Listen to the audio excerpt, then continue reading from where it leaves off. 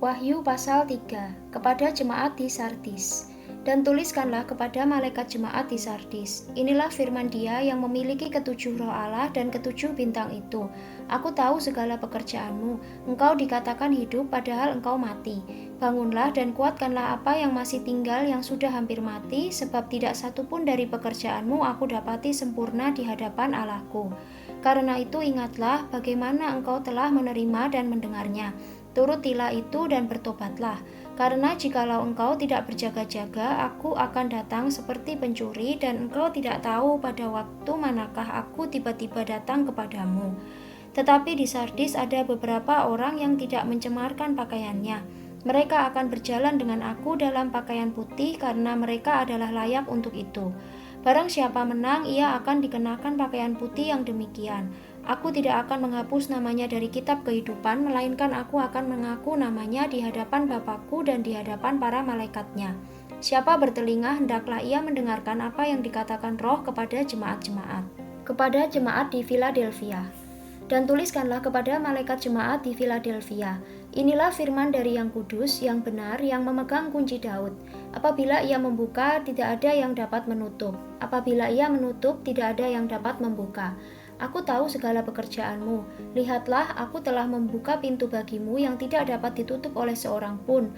Aku tahu bahwa kekuatanmu tidak seberapa, namun engkau menuruti firmanku dan engkau tidak menyangkal namaku. Lihatlah, beberapa orang dari jemaah iblis, yaitu mereka yang menyebut dirinya orang Yahudi, tetapi yang sebenarnya tidak demikian, melainkan berdusta, akan kuserahkan kepadamu. Sesungguhnya aku akan menyuruh mereka datang dan tersungkur di depan kakimu dan mengaku bahwa aku mengasihi engkau. Karena engkau menuruti firmanku untuk tekun menantikan aku, maka aku pun akan melindungi engkau dari hari pencobaan yang akan datang atas seluruh dunia untuk mencobai mereka yang diam di bumi. Aku datang segera. Peganglah apa yang ada padamu supaya tidak seorang pun mengambil mahkotamu.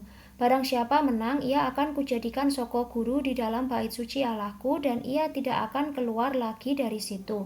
Dan padanya akan kutuliskan nama Allahku, nama kota Allahku, yaitu Yerusalem baru yang turun dari sorga, dari Allahku, dan namaku yang baru.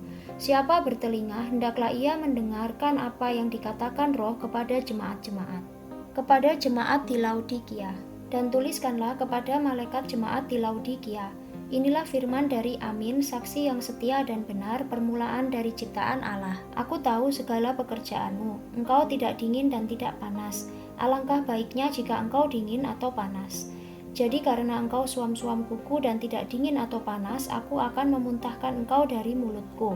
Karena engkau berkata, aku kaya dan aku telah memperkayakan diriku dan aku tidak kekurangan apa-apa, dan karena engkau tidak tahu bahwa engkau melarat dan malang, miskin, buta, dan telanjang, maka aku menasihatkan engkau supaya engkau membeli daripadaku emas yang telah dimurnikan dalam api, agar engkau menjadi kaya, dan juga pakaian putih supaya engkau memakainya agar jangan kelihatan ketelanjanganmu yang memalukan. Dan lagi minyak untuk melumas matamu supaya engkau dapat melihat. Barang siapa kukasihi ia kutegur dan kuhajar. Sebab itu relakanlah hatimu dan bertobatlah. Lihat, aku berdiri di muka pintu dan mengetok. Jikalau ada orang yang mendengar suaraku dan membukakan pintu, aku akan masuk mendapatkannya, dan aku makan bersama-sama dengan dia, dan ia bersama-sama dengan aku. Barang siapa menang, ia akan kududukkan bersama-sama dengan aku di atas tahtaku, sebagaimana aku pun telah menang dan duduk bersama-sama dengan Bapakku di atas tahtanya.